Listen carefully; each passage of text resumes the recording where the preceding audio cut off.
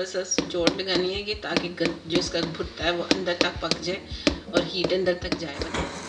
अब इसको हीट के ऊपर रख के इसको आग के ऊपर तो इसका छिलका अच्छी तरह जो है वो जब तक जल ना जाए और खुद उतरना शुरू हो जाए तब तक हम पकाएंगे जब तक कि इसका छिलका अच्छी तरह जल के खुद ही इससे बैंगन से अलग नहीं हो जाएगा।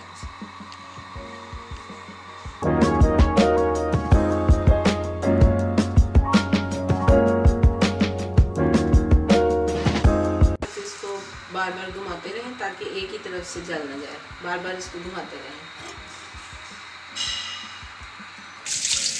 ये आप इस तरह करेंगे तो ये आराम से छिलके उतरते जाएंगे।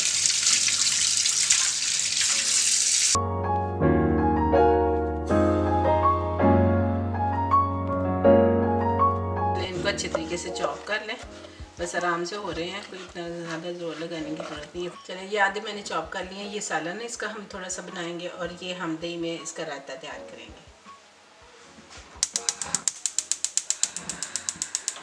मीडियम हीट पे ऑयल डालेंगे,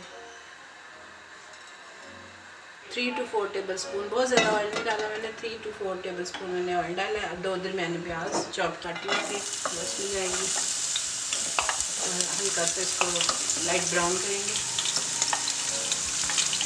2 मीडियम प्याज मैंने डाले थे, चॉप करके डाले हैं, तो वो हल्का सा उनको गोल्डन ब्राउन करना है। बहुत ज़्यादा इसमें इंग्रेडिएंट नहीं होते, बस हल्के से मसाले। प्याज हमारे गोल्डन ब्राउन हो चुके हैं। अब जल्दी से इसमें मसाले ऐड करेंगे।